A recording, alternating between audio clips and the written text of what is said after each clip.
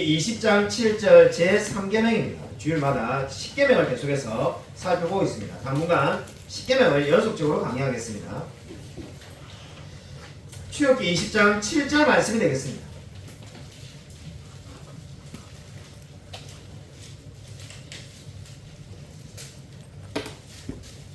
구약성경 112쪽에 있습니다. 구약성경 112면 출애굽기 20장 7절 한 절 말씀이니까 짧기 때문에 두 번을 연속적으로 같이 읽겠습니다. 출애굽기 20장 7절 구약성경 112면에 있습니다. 함께 읽겠습니다. 네, 시작. 너는 내 하나님 여호와의 이름을 망령되게 부르지 말라. 여호와는 그의 이름을 망령되게 부르는 자를 죄 없다 하지 아니하리라. 너는 내 하나님 여호와의 이름을 망령되게 부르지 말라. 여호와는 그의 이름을 망령되게 부르는 자를 죄 없다 하지 아니하리라. 아멘. 오늘은 이 설교 제목이 제3계명입니다. 오래전의 이야기인데 10년도 넘게 전에 제 외사촌이 서울에서 결혼식을 해서 결혼식에 간 적이 있습니다. 교회에서 결혼식을 했는데 제가 처음 가본 교회라서 당연히 이제 교회 이름이 뭔지 간판을 이렇게 찾아보다가 깜짝 놀랐습니다. 이름 없는 교회. 교회 이름이 이름 없는 교회입니다. 너무 놀래가지고 아니 무슨 이런 교회가 다 있는가? 이름 없는 교회. 저는 그 당시에 처음 그런 교회를 봤습니다. 너무 놀래가지고 한참을 이렇게 제가 생각을 했습니다. 물론 뭐 나쁜 의미로 지은 것 같지는 않고 아마 분명히 찬송가의 가사도 있듯이 이름 없이 빛도 없이 주님만 섬기겠다는 아마 마음으로 그렇게 교회 이름을 짓지 않았을까라는 생각을 해보았습니다. 우리가 사람뿐만 아니라 사물이든 뭐든 모든 것에 이름이 있습니다. 저도 김성씨라는 이름이 있는데 우리가 이 성실하게 살아라 이래서 이름을 지은 줄 알고 제가 어릴 때부터 별명이 우리가 이 공사판에 가면은 성실시공 돼 있는데 별명이 성실시공이었습니다. 성실시공. 초등학교 때는 애들이 제가 막 이렇게 열심히 하지 않을 때가 있을 때는 애들이 반쯤만 성실하다 이래가지고 반성실 이렇게 부르다가 중학생이 되니까는 뭐 불성실, 어떤 때는 막 실성, 뭐 이런 식으로 이제 별명이 이어지는데 심지어 신학교에 와도 그 별명이 달라지지가 않더라고요. 신학교에 이 전도사님들도 성실, 시공, 불성실, 반성실, 실성 이렇게 막 불렀는데 정말 여기 이름에 대한 것에 이제 요즘은 누가 제가 이제 나이가 있으니까 누가 그렇게 부르는 사람이 없습니다만은 제일 절정기에 정말 있었던 클라이막스라고 할 수 있겠죠. 이 결혼하기 전에 신학교 1학년일 때 제가 아는 전도사님이 분당에 자기 사역하는 교회를 좀 도와달라 해가지고 청년부를 몇 달 나갔는데 공교롭게도 그 청년부에는 이 삼실이가 있는데 진실이와 신실이 그리고 제가 성실이 이렇게 세 명입니다. 두 명은 여자분이었고 그래서 같이 우리가 또 어떻게 하필 숙모임이 같이 돼가지고 그 두 분도 굉장히 불편했는데 저도 불편하고 정말 그 전도사님이 도와달라고 말하지 않았으면은 교회 안 가고 싶은데 늘 세 명이 같이 앉아 있으면은 사람들이 놀리는 말이 진실, 신실, 성실 그 중에 제일은 성실이다. 이래가지고 다 놀리는 이야기가 지금도 기억이 납니다. 자, 무엇을 말씀드리려고 하냐면은 모든 것에는 이름이 있습니다. 하나님도 이름이 있으십니다. 그래서 오늘 하나님의 이름이 뭡니까? 여호와라고 불리고 계십니다. 여호와의 이름을 망령되이 일컫지 말라는 것이 오늘 우리가 읽은 제3계명이 되겠습니다. 여호와의 이름을 망령되게 불러서는 안 된다는 겁니다. 칼빈이 제3계명을 이렇게 해석하였습니다. 우리 종교개혁자 칼빈은 제3계명에 대해서 이렇게 말하였습니다. 프린트물을 참고하십시오. 우리가 하나님에 대해서 무엇을 생각하든지 무엇을 말하든지 그의 이름의 장엄함을 따라 그의 뛰어나심을 나타내어야 하며 그의 위엄을 높여야 한다. 그러니까 지금 여호와의 이름을 망령되게 부르지 말라는 3계명의 의미가 뭔가 칼빈은 이렇게 해석했습니다. 우리가 무엇을 생각하든지 무엇을 말하든지 간에 그 하나님의 뛰어나심을 나타내야 된다는 거죠. 우리가 지금 예배를 드리고 있으니까 하나님의 뛰어나심을 나타내야 되는 것이 아니라 그건 당연한 거고 내가 직장에 있든 학교에서 공부를 하든 아니 집에 있든지 간에 저와 여러분이 말을 하든 생각을 하든 그 모든 것이 어떻게 된다는 겁니까?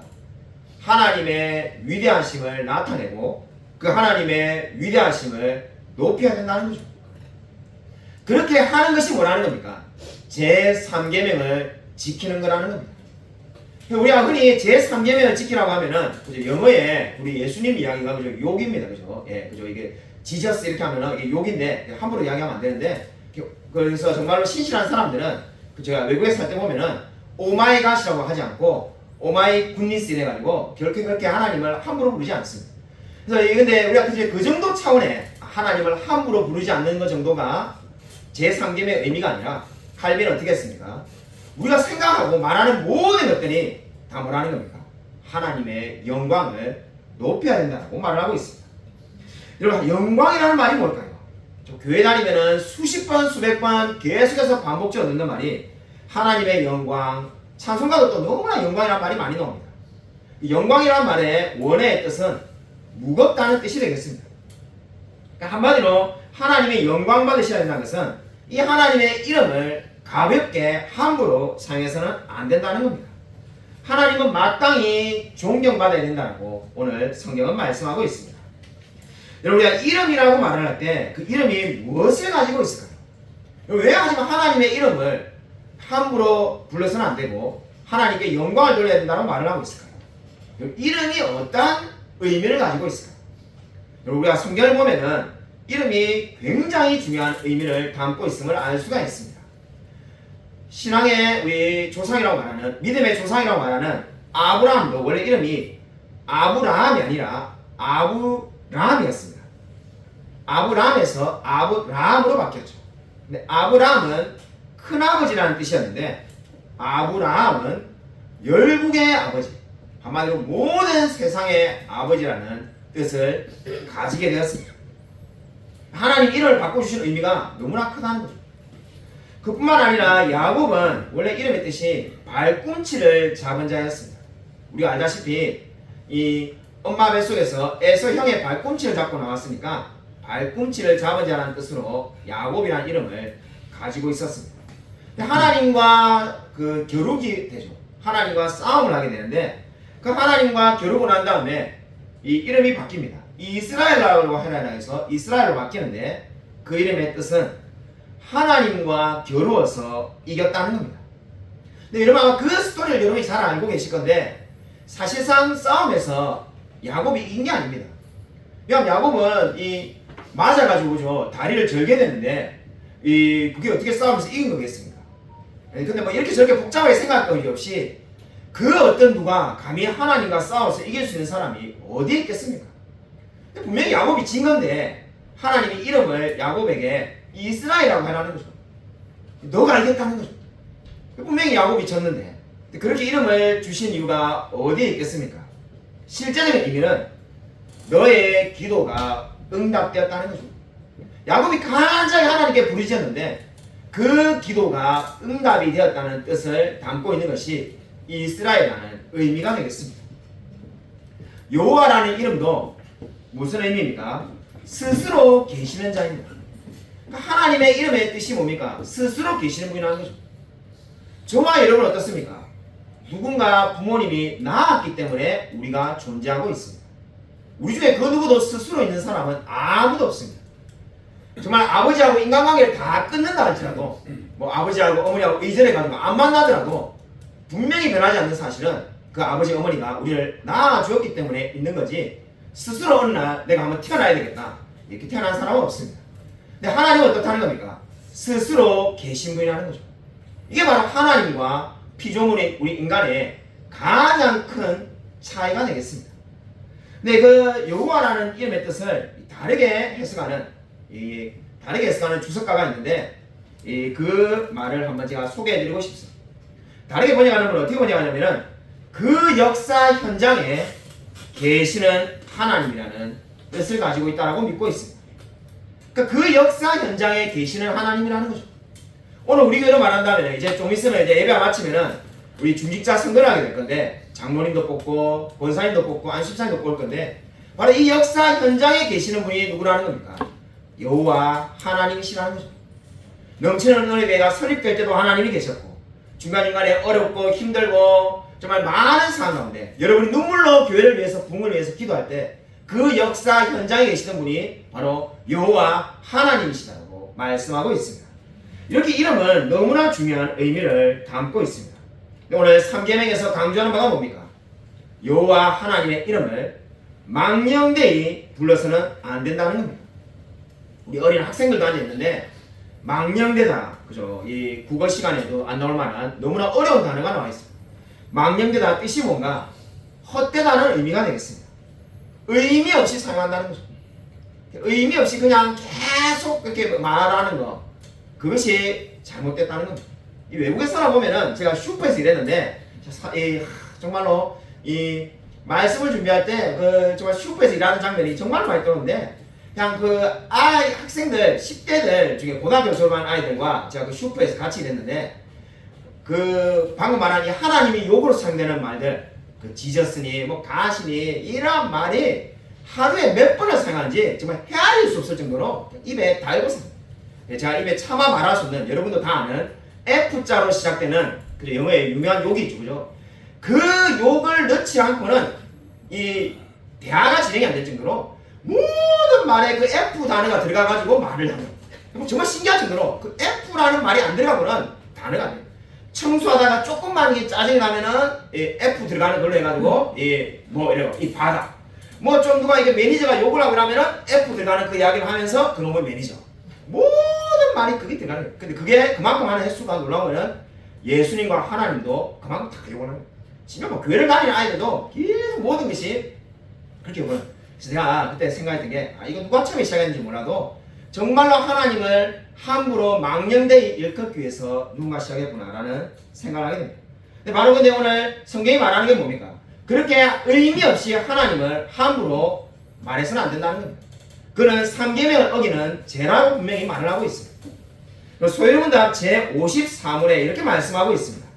우리가 소요문답, 우리 예전에 우리 주부에서 매주마다 한 번씩 읽었었는데, 우리 그죠, 또 잊어버리셨을 거니까 제가 문제를 한번 읽고 여기 프린트를 보십시오. 53문 프린트를 제가 문제를 읽을 테니까 여러분 답을 한번 읽어보시기 바랍니다. 제3계명이 요구하는 것은 무엇입니까? 제3계명이 요구하는 것은 거룩한 존경심을 가지고 하나님의 이름과 칭호와 성품과 규례와 말씀과 역사를 사용하는 것입니다. 그럼 3계명이 요구하는 게 뭐라는 겁니까? 존경심을 가지고 하나님의 이름과 칭호와 그분의 성품과 규례를 사용하라는 거죠. 아무런 마음이 없이 그냥 함부로 하나님의 이름을 그 욕과 함께 섞어가지고 그렇게 말해서는 안 된다는 겁니다. 그뿐만 아니라, 그럼 내가 그런 말을 안 하면 괜찮은가? 그게 아니라 하나님에 대해서 말할 때 반드시 거룩한 존경심을 가져야 된다는 겁니다. 그렇게 사는 사람이 그리스도인입니다. 내가 정말로 그리스도인이고 정말로 거듭난 사람이라면 존경심을 가지고 하나님의 이름을 말해야 된다는 겁니다. 그렇기 때문에 아마 여러분도 그런 이야기를 아마 설교 시간에 많이 들었을 겁니다. 구약 성경을 번역하는, 성경에 원본이 있으면은 지금같이 우리가 인쇄술이 발달돼가지고 쫙 인쇄를 뭐 한꺼번에 100권, 1000권을 성경을 만들어낸 시대가 아니었기 때문에 예전에는 성경을 한자 한자 다 이렇게 베껴야 됩니다. 그렇게 베낄 때마다 어떻게 했다는 겁니까? 여호와 하나님의 이름이 나오면은 이 자신이 그저 다시금 마음을 가다듬고 자세를 고치고 그저 그렇게 해서 성경을 번역했다고 하지 않습니까? 그렇게 한 이유가 뭔가? 바로 하나님의 이름은 거룩히 여기며 존경을 받아야 된다는 겁니다. 그러한 예가 성경에 어디 있는가? 그죠? 우리가 정말 교리를 이야기했고 소요문답을 이야기했는데 이사야 48장 1절을 한번 찾아보겠습니다. 프린트본에 다 나와 있습니다. 이사야 48장 1절 같이 한번 읽겠습니다. 네, 시작. 야곱의 집이여 이를 들을지어다. 너희는 이스라엘의 이름으로 일컬음을 받으며 유다의 허리에서 나왔으며 여호와의 이름으로 맹세하며 이스라엘의 하나님을 기념하면서도 진실이 없고 공의가 없도다. 그리고 이사야 선지자가 이스라엘 백성을 비판하는 내용인데 뭐라고 비판을 하고 있습니까? 너희들은 정말로 하나님을 믿는다고 말하지만은 그 하나님에 대해서 성실치 아니하고 의로움이 없다라고 말을 하는 거죠.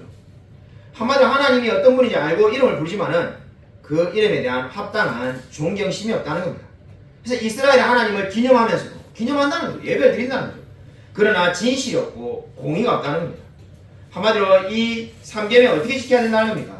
정말로 하나님을 거룩히 여기며 존경하며 그 하나님을 높이는 마음으로 우리가 말을 하고 생각을 해야 된다고 말씀하고 있습니다. 언뜻 생각해 보면은 3계명은 참 지키기 쉬울 것 같습니다.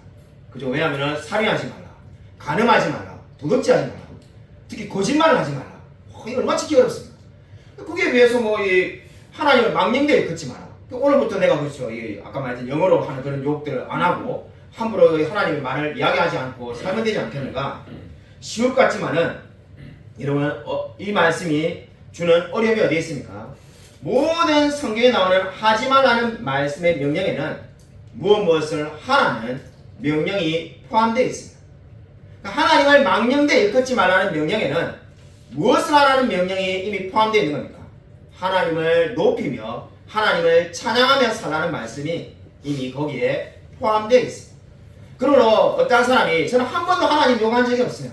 저는 아까 영어로 말하면 저 여기 지저스 이런 말 한 적이 없어요. 저는 늘 괜찮아요. 이렇게 말한다고 3계명을 온전히 지켰다고 말할 수가 없습니다.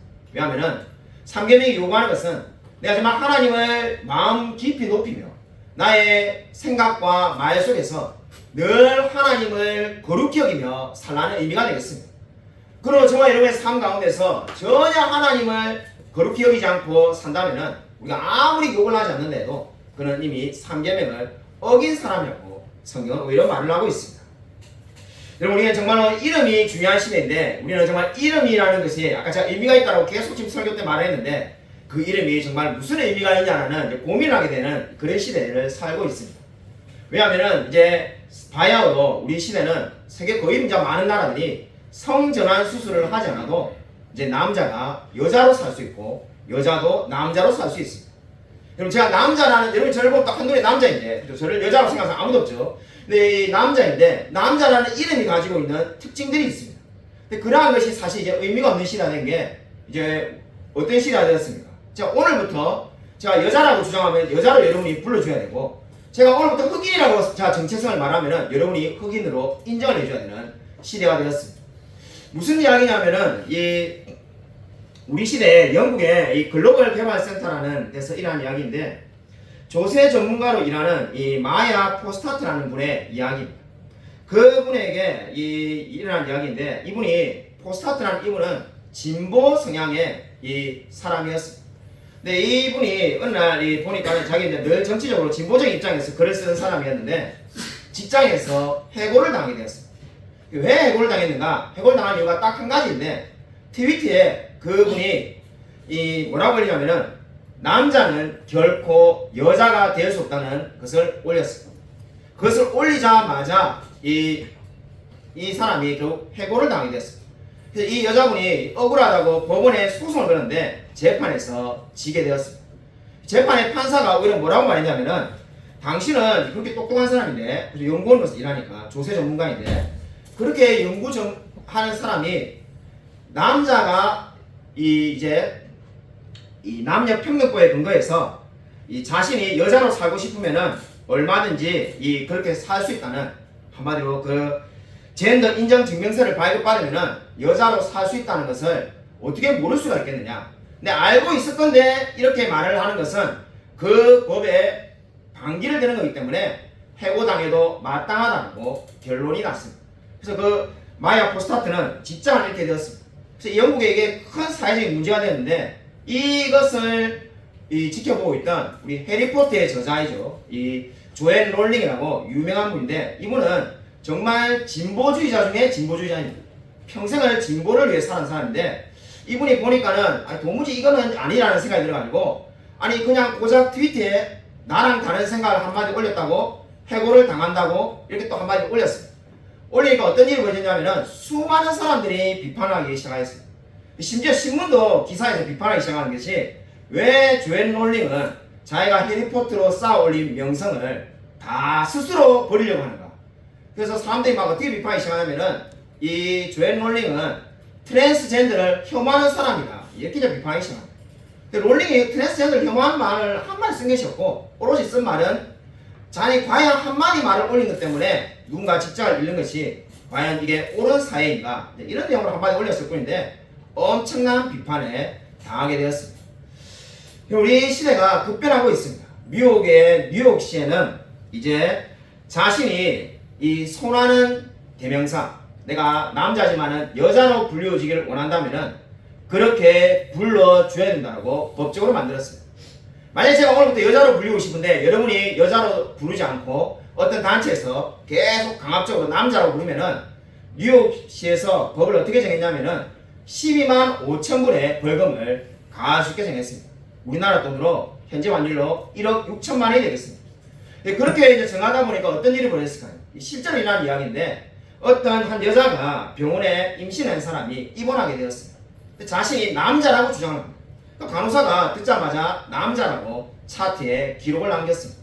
남자라고 기록을 남기니까 의사도 남자라고 생각하고 병을 치료해 주어서 진료하는 거죠. 병원에 계속 입원했는데 문제는 뭐냐면은 그 여자가 임신한 상태였다는 겁니다. 근데 남자라고 생각하니까 임신에 대한 아무런 그 가능성을 생각하지 않고 그냥 질병만 치료를 했습니다. 결국은 아기가 죽게 되었습니다. 만약에 여자라고 했으면은 그 아이가 있다는 것을 알고 약을 조심한다든지 치료를 했을 건데 남자라고 말하니까 그 어떠한 가능성도 생각하지 않고 치료를 하다가 아이가 죽게 된 겁니다. 이것이 지금 현재 우리 사회 그리고 우리 지금 이 지구상에 일어나는 일들이 되겠습니다. 정말로 이 자신이 어떠한 정체성을 가지는지 스스로 정할 수 있는, 한마디로 내가 남자인지 여자인지 심지어 흑인인지 아니면 심지어 내가 동물이라고 정체성을 느끼면은 펭귄이라고 느끼면은 펭귄이라고 사람이 대하며 살아야 되는 시대가 지금 우리가 처해 있는 시대가 되겠습니다. 정말 참으로 생각해 보면은 이 안타까움이 넘치지 않을 수가 없습니다. 그리고 우리 교회에 오늘 우리가 장로님과 그리고 권사님, 안수집사님 선거를 하게 되었습니다. 자, 지난주에 곰곰이 생각해 보니까 우리 교회가 이제 몇 달이 지나면은 설립한 지 9주년이 됩니다. 벌써 9년이 지나게 되었습니다. 생각해 보면은 정말 우리가 정말 엊그제 같은데 우리 정말 이재 집사님과 같이 이렇게 저게 주방에서 우리 또 다른 성도님 한 분하고 이렇게 같이 식사를 한 적이 좀 엊그제 같은데 벌써 거의 9년이 지났습니다. 그렇게 많은 시간들이 지나고 좀 어떤 분은 9년이 함께 있었고 또 어떤 분은 6년, 7년 또 어떤 분은 뭐 지난달에 등록하셔가지고 또 이렇게 함께 있는 분도 계십니다. 이 많은 이 분들이 정말 함께해서 감사한데 그래서 그 감사하는 마음에 우리가 정말 조그마나마 입으로 늘 감사하다 해봐야 감사하다는 표를 어떻게 낼 수가 있겠습니까? 그래서 우리가 하게 된 것이 정말 이게 뭐 부족하나마 이 떡을 이렇게 내게 되었습니다. 자, 우리 지인들에게 우리 교회 장로님과 권사님과 이렇게 안수집사님을 뽑는다고 말을 하니까는 다들 하는 말들이 정말로 감사하다면서 다들 깜짝 놀랐다고 그렇게 말을 합니다. 우리 시대에 많은 교회가 사실 없어지고 있습니다. 그리고 많은 교회가 계속해서 미조직 교회로 그대로 남아 있습니다. 뭐 5명, 10명 모이는 교회는 그대로 계속 그대로 있는데 우리가 감사하게도 지금 미조직 교회에서 이제 조직 교회로 변화되려고 하고 있습니다. 생각해 보면은 참 많이 감사하다는 마음들이 이게 넘쳐났습니다. 자, 정말 우리가 부족하지만은 우리 아내랑 우리가 결정해서 정말 뭐 아무것도 아닙니다만은 이 떡이라도 제가 이렇게 대접하려고 우리가 이렇게 정했던 이유가 생각을 해보니까 그 말씀이 떠오르더라고요. 이 합신에 있을 때 이 홍정일 목사님께서 오셔가지고 이 말씀을 해주셨는데 이런 말씀을 하셨습니다. 이 전도사님들이 나중에 목사님이 돼도 마찬가지인데 3번 얻어먹으면은 적어도 한 번은 내는 그런 사람이 되라 이런 말을 했습니다. 설교를 하러 오면은 전도를 많이 해라, 기도를 많이 해라 이런 말을 할 줄 알았는데 강조점이 3번 얻어먹으면 무조건 한 번을 내고 그 한 번이 사기 싫은 사람은 아예 처음부터 얻어먹지도 마라 이 이야기를 설교 시간 내내 안 했습니다. 근데 그 말이 정말로 지금 20년이 지났는데 지금도 기억이 남습니다. 제가 그 생각해보니까 우리 성도님들에게 제가 받은 은혜가 너무나 많기 때문에 정말 그 비록 부족하나마 그 말씀이 자꾸 떠오르더라고요. 그래서 정말로 늘 받는 것만 좋아하는 사람, 그 사람은 좋은 목사가 될 수가 없다. 받는 것을 당연하게 여기지 말고 성경 분명히 말하고 있지 않느냐. 주는 자가 받는 자보다 복이 있도다. 자꾸 주려고 해야지. 목사가 당연히 나는 가난하니까 나는 또 목사니까 받아야 된다. 그 사람 나중에 위험해진다면서 이 강조하신 것이 어떻게 하든지 베풀려고 노력을 해라. 그렇게 말한 것이 기억이 납니다. 자, 참, 우리가 선거를 한다고 하니까는 이 생각, 저 생각 참 많은 것들이 이번 주에 떠올랐는데, 주중에 우리 교회 학생 중에 한 명이 개교 기념이라서 이 교회에 이렇게 놀러 왔습니다. 놀러 온 김에 뭐 어떻게 왔든지 간에 귀하다는 생각이 들어가지고 제가 점심을 같이 먹으러 가자 해가지고 식당을 갔습니다. 아무 생각 없이 그 식당 갔는데 그 식당의 주인이 예전에 우리 교회 다니던 이 집사님의 이 자녀분이 하는데 그러다 보니까 장애 집사님이 또 생각이 나고, 우리가 지금 또 선거를 앞두고 있는데 가만히 생각하니까는 그런 생각이 들었습니다. 만약에 그 집사님이 계속 우리 교회 다니면 정말 이번에 권사님 되셨을 건데, 이런 생각이 들더라고요. 정말 그런 분이 권사님 되셨으면 얼마나 좋았을까. 그분이 원래 예수를 믿지 않는데 여기에 6층에 사셨거든요.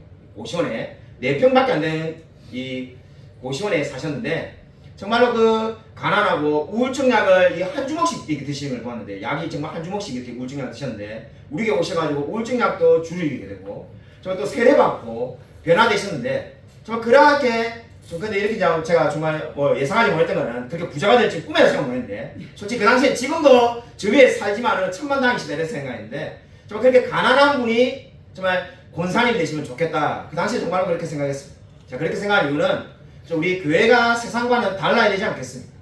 세상의 부자가 교회 오면은 장로님이 되고 권사님이 되고 그런 것이 아니라, 정말 우리 한국 초기 교회, 이 한국 교회사 읽어보면은 제일 초창기에 집주인과 머슴이 장로님 선거에서 투표를 붙었는데, 집주인은 떨어지고 머슴이 되었지 않습니까? 머슴이 장로님이 됐는데 그 집주인이 막 억울하다면서 교회를 떠나거나 난리를 친 게 아니라 모든 것을 그대로 다 봐드리겠다 해서, 집에서는 늘 가면은 머슴에게 시키고 명령하고, 교회 오면은 장로님이라고 늘 떠받들고, 그렇게 정말 살았습니다. 근데 그게 정말로 성경적인 거죠. 정말 재산이 아무도 없는, 끝 없는 머슴이 무슨 돈이 있겠습니까? 헌금을 해봐야 얼마나 하겠습니까?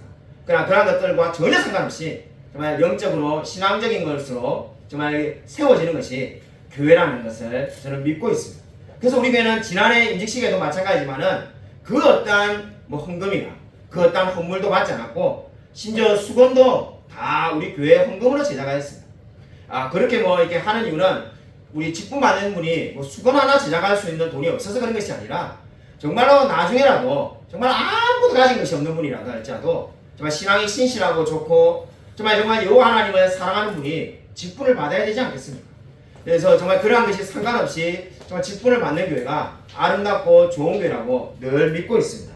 여러분, 이 로마서 14장 11절 12절 우리 한번 읽도록 하겠습니다. 여러분 성경 프린트본에 적어놨으니까 같이 한번 읽도록 하겠습니다. 시작. 기록되었으되 주께서 이르시되 내가 살았노니 모든 무릎이 내게 꿇을 것이요 모든 혀가 하나님께 자백하리라 하였느니라. 이러므로 우리 각 사람이 자기 일을 하나님께 직고하리라.